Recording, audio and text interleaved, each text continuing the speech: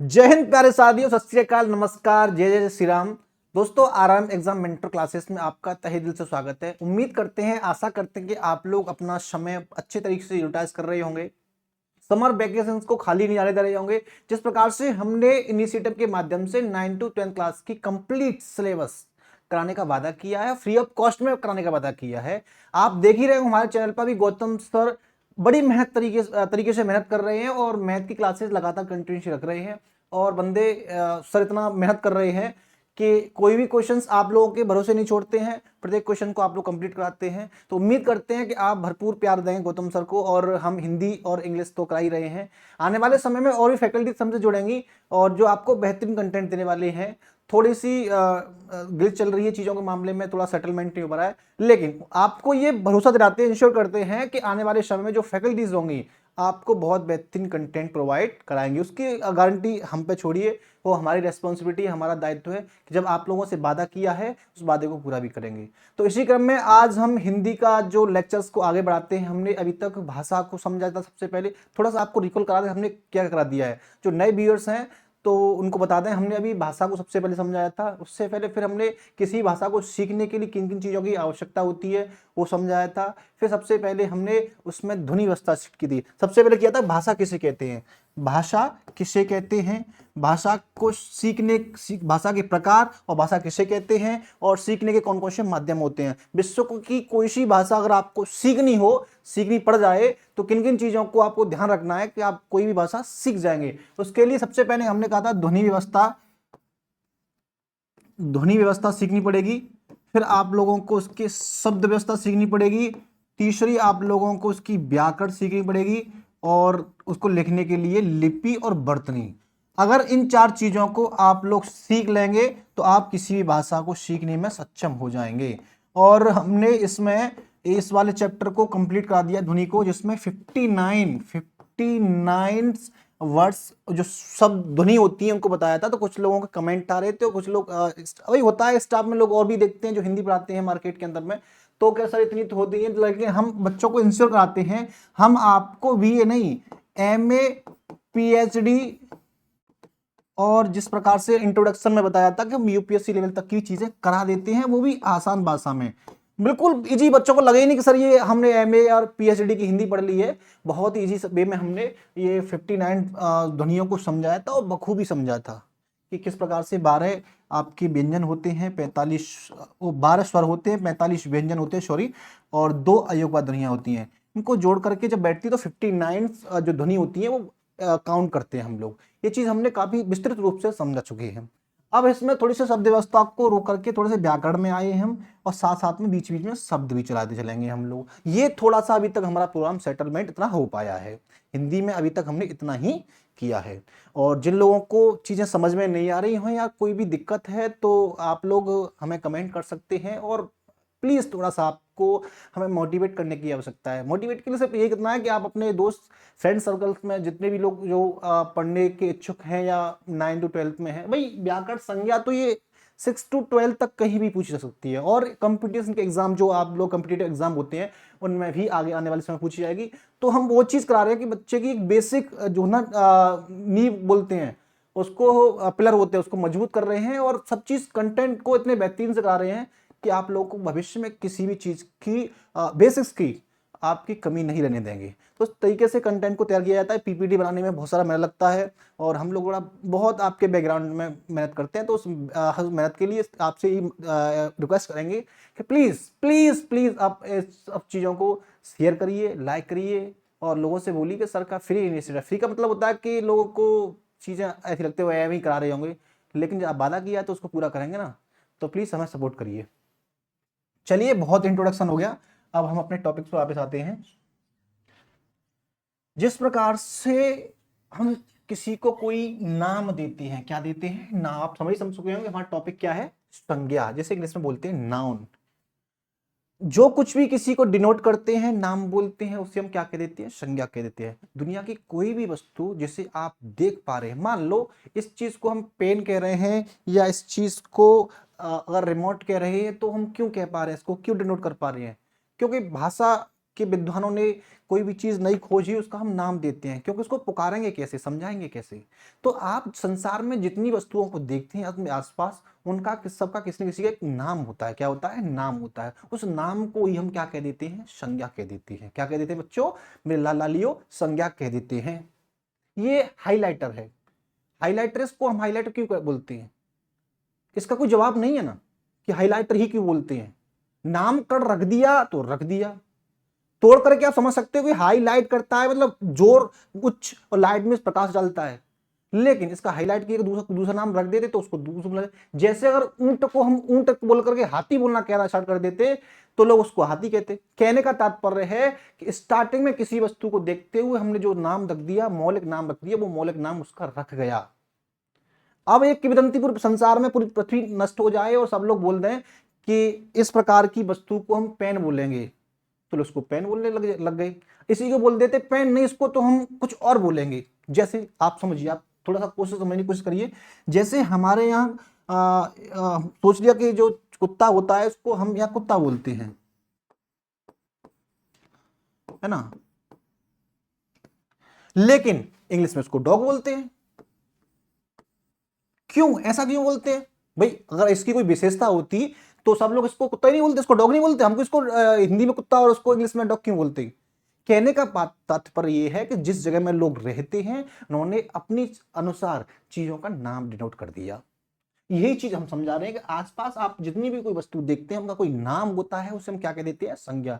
थोड़ा सा समझाने में टाइम ले रहे हैं, लेकिन आपके दिमाग में ऐसे फीड कर देंगे कि जीवन में आप लोग अपने ये हमारी बातों को भी भूल नहीं पाओगे। समझ रहे हैं? तो कोई भी वस्तु जो हम आप अपने आसपास देखते हैं तो उसे क्या कह देते हैं? हम संज्ञा कहते हैं। परिभाषा समझेंगे। संज्ञा का अर्थ होता है नाम। क्या होता है? नाम। संसार में जितने भी व्यक्ति या वस्तु हैं उनका कोई ना कोई नाम अवश्य होता है। जैसे हम लोगों का भी नाम होता है। गौतम सर का नाम गौतम सर है, हमारा नाम दिनकर गोयल तो गोयल है। अब कुछ कोई चेंज तो नहीं कर सकता, है ना।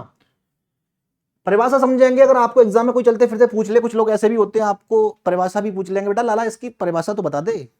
तो किसी व्यक्ति, वस्तु, स्थान, जाति या भाव के नाम को क्या कह देते हैं? संज्ञा कह देते हैं। दुनिया में कोई न कोई चीज होगी, वो ये होंगी। क्या होंगी? ये या तो कोई व्यक्ति होगा, या वस्तु होगी, या स्थान होगा, या जाति होगा, या भाव होगा। इतनी चीजों की ही हमारे जीवन में आसपास देखेंगे, देखने को मिलेंगी। ये कैटेगरी होगी या वर्गीकरण हो गया। उदाहरण के लिए कमला, कमला लड़की का नाम है। पटना स्थान का नाम है। अंगूर फलों का नाम है। चमेली फूल का नाम है। हिमालय पहाड़ का नाम है। और गंगा नदी का नाम है। आई बात समझ में? कोई भी चीज उठा लीजिए उसका एक न एक नाम अवश्य होगा। ये आपको समझाने की हम कोशिश कर रहे हैं। इतनी बात समझ में आई मेरे लाल लालियों, मेरे शेरों, मेरे शेरनियों। आगे चलते हैं। संज्ञा के भेद। संज्ञा के भेद, टाइप्स ऑफ नाउन। संज्ञा के भेद। संज्ञा कितने प्रकार की होती है? सामान्यतः 5 प्रकार की संज्ञा होती है। नंबर 1 व्यक्तिवाचक, नंबर 2 जातिवाचक, नंबर 3 द्रव्यवाचक, नंबर 4 समूहवाचक, नंबर 5 भाववाचक। हमने पहले बोल दिया, पूरी दुनिया की वस्तुओं को, सब लोगों को, प्राणी के जगत के पूरे ब्रह्मांड की चीजों को हमने 5 चीजों में कैटेगराइज कर दिया है। कौन कौन सी? व्यक्तिवाचक, जातिवाचक, द्रव्यवाचक, समूहवाचक और भाववाचक।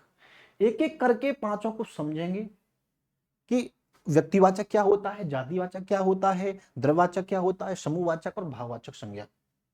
आइए लेट्स। सबसे पहला है व्यक्तिवाचक। क्या है? व्यक्तिवाचक संज्ञा। व्यक्तिवाचक संज्ञा से केवल एक ही व्यक्ति के वस्तु का बोध होता है। दुनिया में कोई स्पेशल एक वस्तु होगी, उसका नाम होगा, उससे क्या बोलेंगे? व्यक्तिवाचक। मान लो, मान लो, मान लो राम को हम राम ही कहेंगे।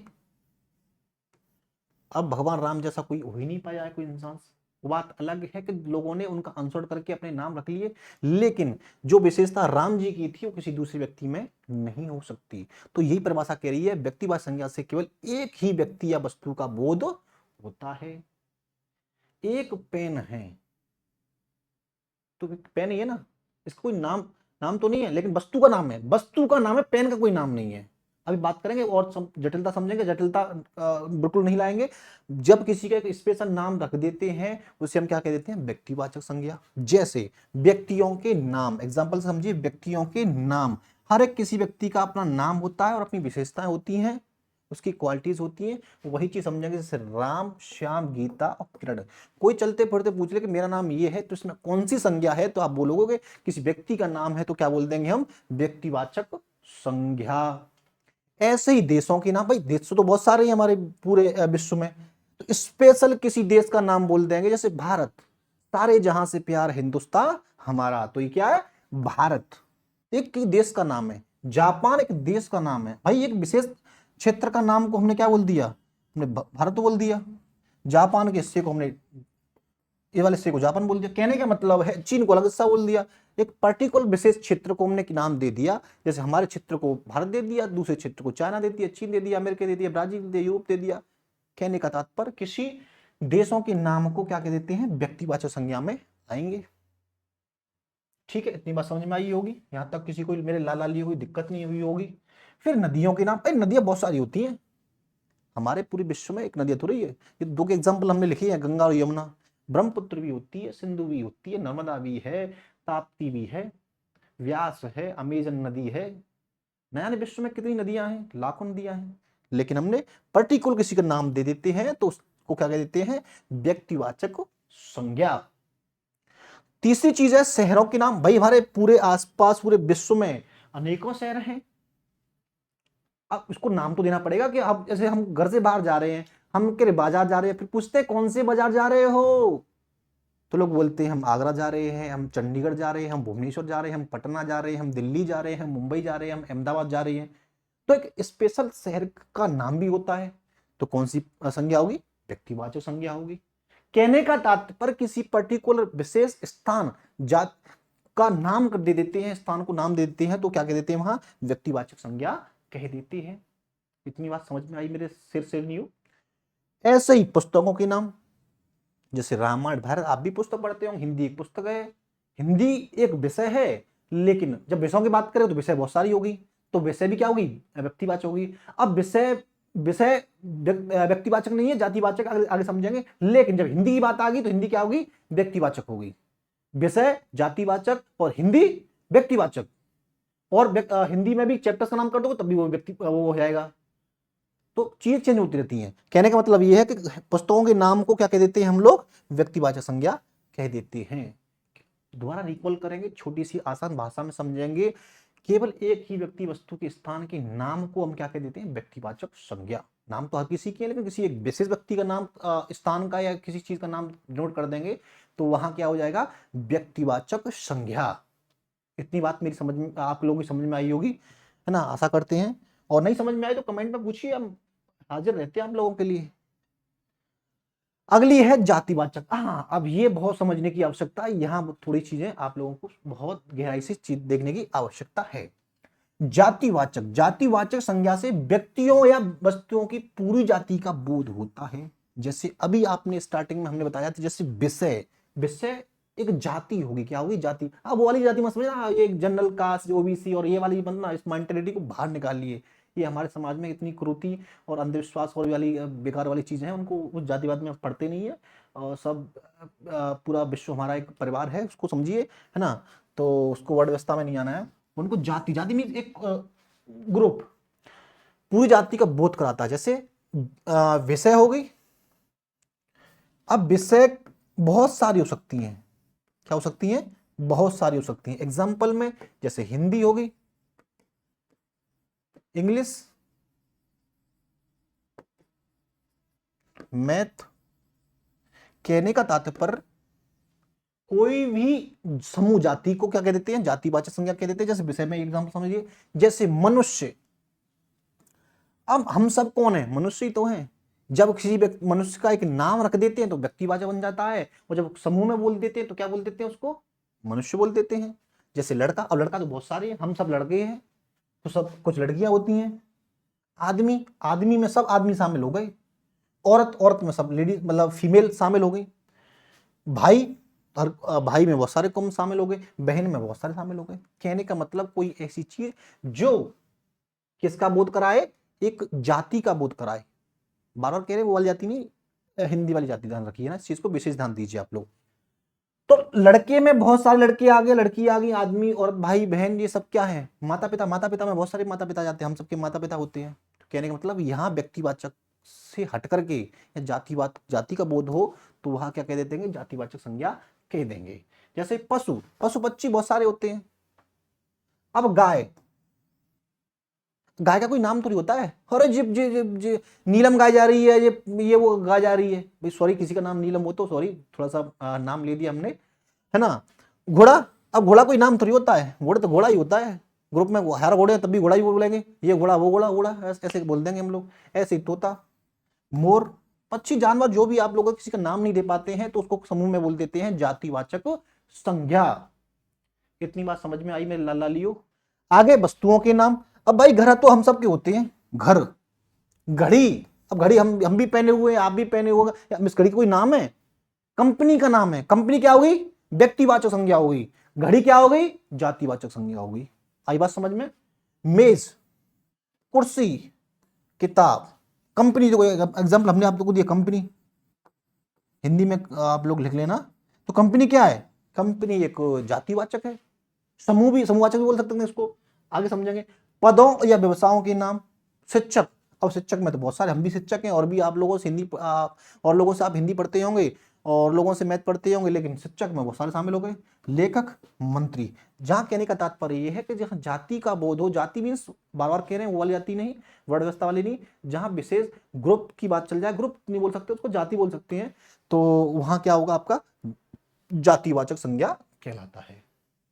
आई बात बच्चों समझ में? ठीक है। अब लड़का एक हो सकता है, क्या हो सकता है? एक। और लड़का बहुत सारे हो सकते हैं। ये बात क्यों कह रहे हैं? आगे आने वाले समय में एक काम देगा हमें। बहन एक हो सकती है और अनेक हो सकती है, समझ रहे हैं? ये चीज आप लोग अभी नहीं समझ पाओगे, हम क्यों बता रहे हैं। आगे किताबें एक हो सकती हैं, बहुत सारी हो सकती हैं। आई बात समझ में? अब इसलिए समझा रहे थे, आगे देखिए। अब आ गया द्रव्यवाचक।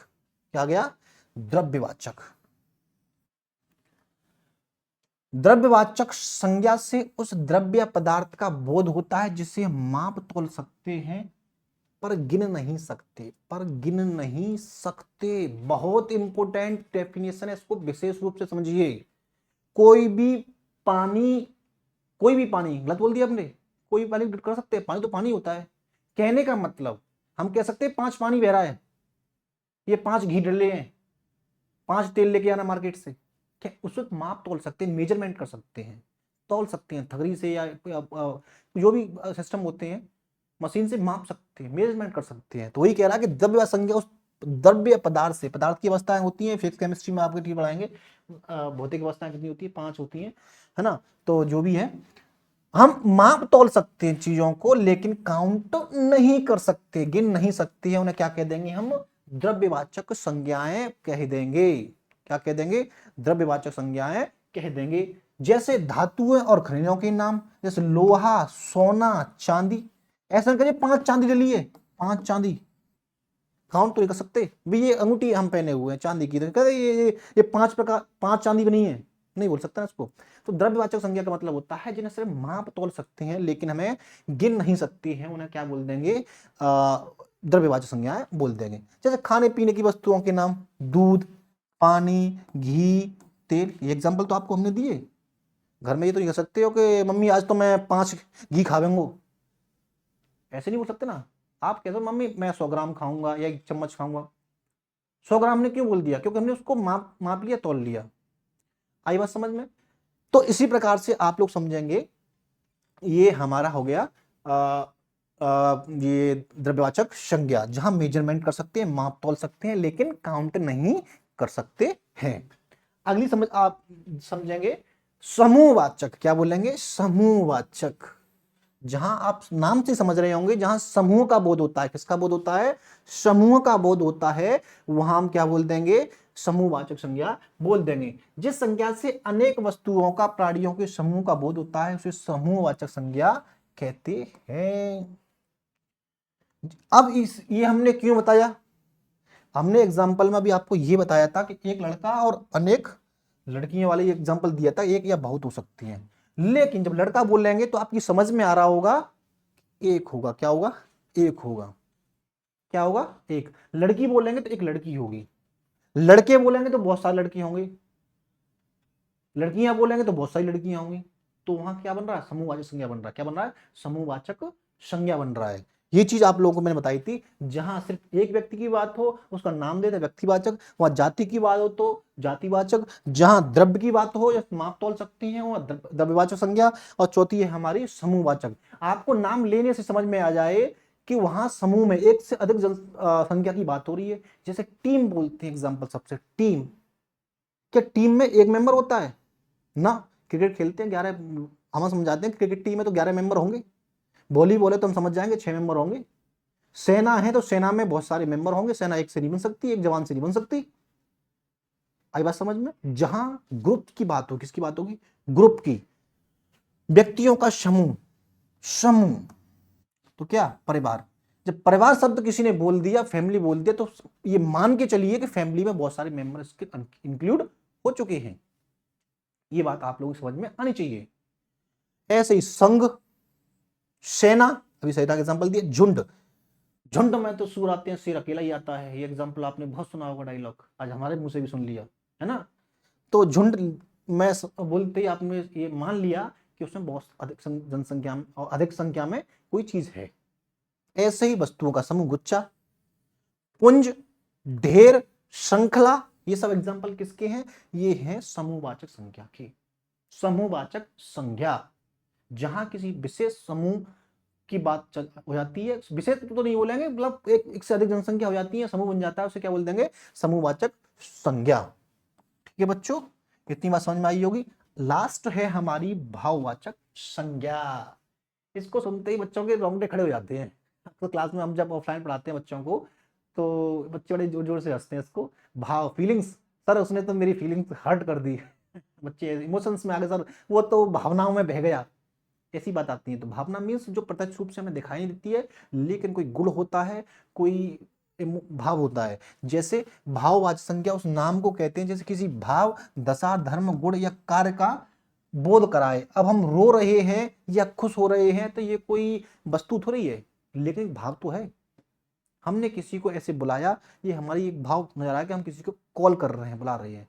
हम रो रहे हैं, ऐसे बैठे हुए हैं, सिर पकड़ के बैठे हुए हैं, तो आप समझिए सर टेंशन में है, सर के सब्सक्राइबर नहीं बढ़ रहे, इसलिए सर टेंशन में है ना, सर के लाइक नहीं बढ़ रहे, सर के शेयर नहीं बढ़ रहे, यदि सर टेंशन में है। तो ये क्या है, मनोदशा है, क्या है, मानसिक स्थिति है। किस प्रकार से हम रिएक्ट कर रहे हैं, किस प्रकार से चीजें एक्सप्रेस कर पा रहे हैं, वो क्या होगी, इमोशंस होगी, हमारी भावना होगी। ये तो आपको समझा रहे हैं कि भाववाचक संज्ञा किसी भाव, दशा, धर्म या गुण का या कार्य का बोध होता है, वहां क्या कहते हैं, भाववाचक संज्ञा कह देते हैं। इतनी बात समझ में आई होगी मेरे लाल लालियों, मेरे शेर शेरनियों। भाववाचक की संख्या की गणना नहीं हो सकती है, न माप तोल सकते हैं। अब तुम कह सकते 5 किलो रो रहे हैं, 5 किलो खुश है, ऐसे तो कर सकते हो ना, इनकी गणना कर सकते हैं कि 5 5 रोएगा वो, 5 हंसेगा, 5 खेलेगा, नहीं नहीं, समझो बात को। यहां भाव, दशा या गुण की गिनती कैसे हो सकती है, पर बात समझिए। क्रोध या लोभ की गणना कोई नहीं हो सकती, कोई नहीं करता। क्रोध, लोभ, मोह, आनंद, यौवन, शैशव, धैर्य, वीरता, लिखाई, पढ़ाई, ये सब शब्द क्या है, भाववाचक शब्द हैं। क्या है, भाववाचक शब्द। जहां किसी भी मनो, किसी इमोशंस की, किसी फीलिंग्स की बात की जाए, वहां क्या होगा, वो भाववाचक संज्ञा होगा। किस प्रकार से हमने पांचों की पांचों संज्ञाओं को समझा, आगे समझिए। ये भाववाचक संज्ञाएं प्राय 3 प्रकार के शब्दों से बनती हैं। क्रियाओं से बनाएंगे, जैसे काटना, काटना क्या होती है, क्रिया, जैसे काट रहे किसी चीज को तो क्या है, क्रिया है, क्रिया से क्या होगी, काट। सजाना से क्या हो गया, सजावट। चलना से क्या हो गया, चलन। लिखना से क्या होगा, लिखावट। ये सब क्या है कि ये हमने क्रियाओं से क्या बना दिया है, हमने संज्ञाएं बना दी, भाववाचक संज्ञाएं बना दी हैं। ऐसे ही बाल से बालपन, मनुष्य से मनुष्यता, जैसे वीर से, ये वीर किससे बना, वीरता किससे बना है, वीर से बना, किससे बना है, वीर प्लस ता से, प्रत्यय जोड़ देते हैं ता, आगे नेक्स्ट वीडियो आगे आने समय में प्रत्यय कराएंगे, उस पर कराएंगे तो समझाएंगे। तो क्या बन गया वीरता। अब वीरता कोई वस्तु तो नहीं है भाई, युद्ध में जब सेना जीत जाती है तो हम कहते हैं उसको बड़ी वीरता से लड़ी, तो वीरता कोई मतलब कि कोई अस्त्र शस्त्र था उससे लड़ ये वीरता, ये वीरता, वीरता नहीं, साहस से, साहस वीरता मतलब एक इमोशन से, एक जोश था। तो वीरता, धैर्य, धैर्यता आने वाले समझ में आई, आपकी बात समझ में आई होगी।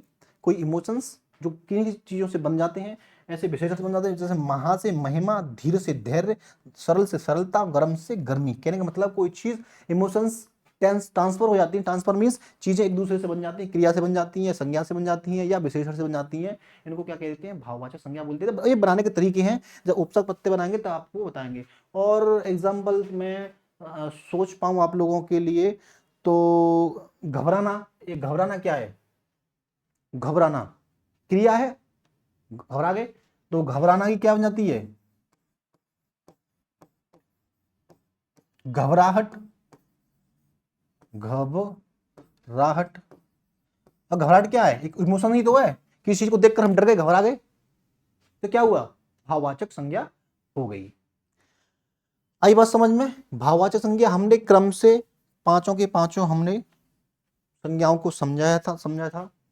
व्यक्तिवाचक सबसे पहले हमने समझा था कि संज्ञा होती क्या है, किसी संसार में जितनी वस्तु उनका नाम को हम संज्ञा बोल देते हैं। इसके भेद देखे थे, 5 प्रकार के भेद होते हैं। फिर नंबर बाई नंबर हमने सब चीज़ों को समझाया था। और अभी ये विकारी शब्द, विकारी शब्द का मतलब होता है जिनमें चीजें बदल जाएं, जैसे लिंग, लड़का का क्या बन जाता है, लड़की,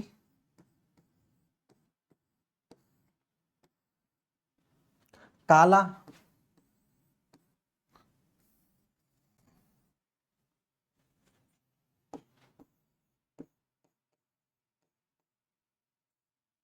अब काला से क्या समझ में आ रहा है कि व्यक्ति होगा, क्या हो गया, काली। ऐसे ही वचन से लड़का क्या बन गया, लड़के। कारक, लड़का ने,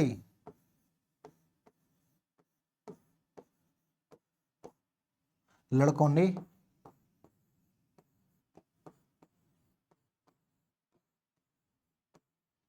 कहने का तात्पर्य जब लिंग और वचन कारक के आधार पर संज्ञाएं बदल जाएं, संज्ञाएं बदल जाएं, उन्हें हम क्या कह देते हैं, संज्ञा के विकार। मतलब कहने का मतलब संज्ञा 3 तरीके से बदल सकती है, लिंग के आधार पर बदल सकती है, वचन के आधार पर और कारक के आधार पर। जब लिंग वचन कारक को कराएंगे तब आप लोग को बताएंगे किस प्रकार से चीजें बदल जाती हैं।